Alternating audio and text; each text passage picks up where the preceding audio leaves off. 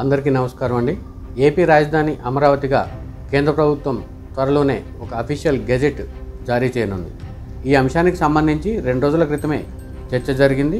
అదే సమయంలో కేంద్ర ప్రభుత్వం ద్వారా అఫీషియల్ గెజెట్ జారీ చేయించే బాధ్యతను ఏపీ సీఎం చంద్రబాబు నాయుడు 4 ఎంపీలకు అప్పగించినట్లు మనకి ఇన్ఫర్మేషన్ వస్తుంది. ఈ అంశంపై కేంద్ర మంత్రులతో తరచూ సంప్రదిస్తున్నారు. ఆ చర్చలు సఫలమై కేంద్ర ప్రభుత్వం కనుక అంగీకరిస్తే ఏపీ రాజధానిగా అమరావతి పేరు శాశ్వతంగా నిలిచిపోతుందని చెప్పవచ్చు. అయితే గతంలో దేశంలోని ఏ రాష్ట్రానికి కూడా ఇలాంటి పరిస్థితి రాలేదు. కేవలం పంజాబ్, హర్యానాకు సంబంధించి మాత్రమే గతంలో ఇలాంటి పరిస్థితి వచ్చింది.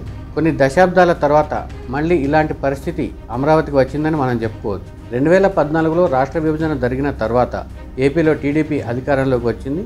ఆ టైంలో ఏపీ రాజధానిగా అమరావతిని అప్పటి టీడీపీ ప్రభుత్వం, అంటే అప్పుడు కూడా బీజేపీ కూటమిలో టీడీపీ భాగస్వామిగా ఉన్న నేపథ్యంలో అప్పటి కూటమి ప్రభుత్వం అమరావతిని రాజధానిగా ప్రకటించింది. కొన్ని అభివృద్ధి పనులు కూడా చేపట్టింది.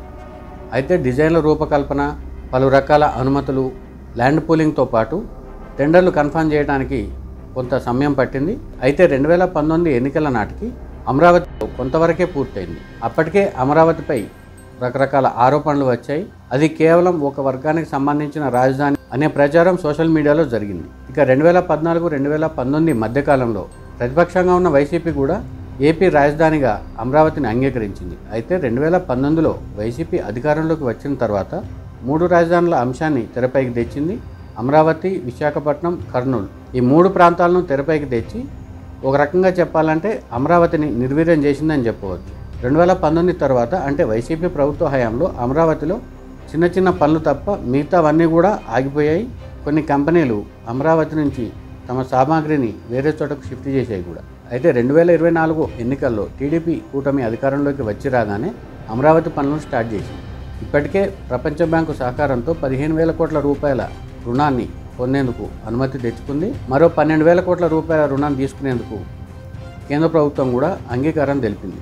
అయితే ప్రస్తుతం అమరావతి పనులు జరుగుతున్నాయి కాబట్టి ఈ గెజెట్ నోటిఫికేషన్ అవసరమా అనే సందేహం చాలామందికి వస్తుంది.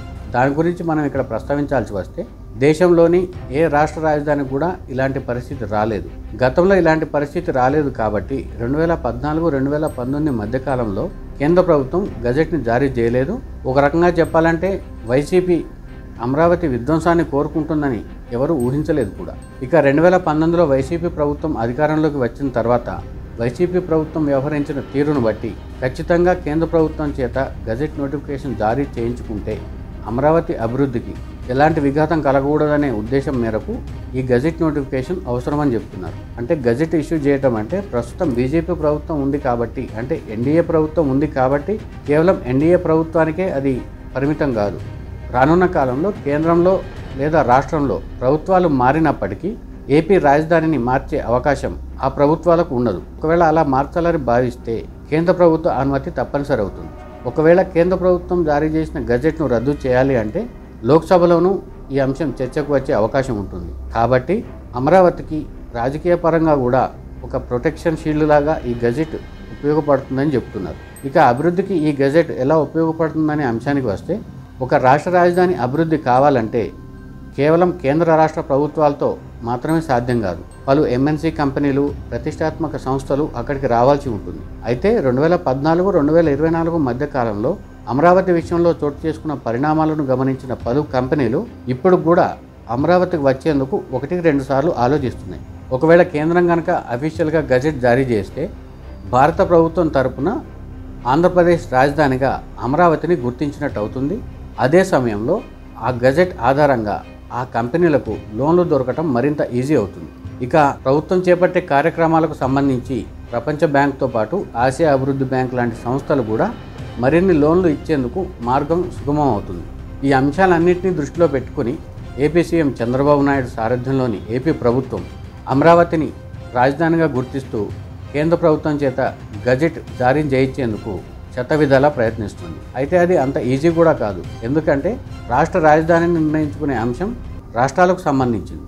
ఒకవేళ ఈ అంశంపై రాజ్యాంగపరంగా ఇబ్బందులు ఏమైనా తలెత్తుతాయా, ఒక రాష్ట్ర రాజధానికి సంబంధించి నోటిఫికేషన్ జారీ చేస్తే ఇతర రాష్ట్రాల నుంచి ఎలాంటి డిమాండ్ వచ్చే అవకాశం ఉంటుంది అనేది కూడా కేంద్ర ప్రభుత్వం పరిగణలోకి తీసుకుని అప్పుడు అంతా ఓకే అనుకుంటే గజెట్ జారీ చేస్తుందని చెప్తున్నారు. సో మొత్తం మీద అమరావతిని ఏపీ రాజధానిగా గుర్తిస్తూ కేంద్ర ప్రభుత్వం అధికారికంగా గజెట్ జారీ చేస్తే ఇక అమరావతిని కదిలించేవారు ఉండరు అనే అభిప్రాయం చాలామంది వ్యక్తం చేస్తున్నారు. మరి ఏపీ ప్రభుత్వం చేస్తున్న ప్రయత్నాలు ఫలిస్తాయా?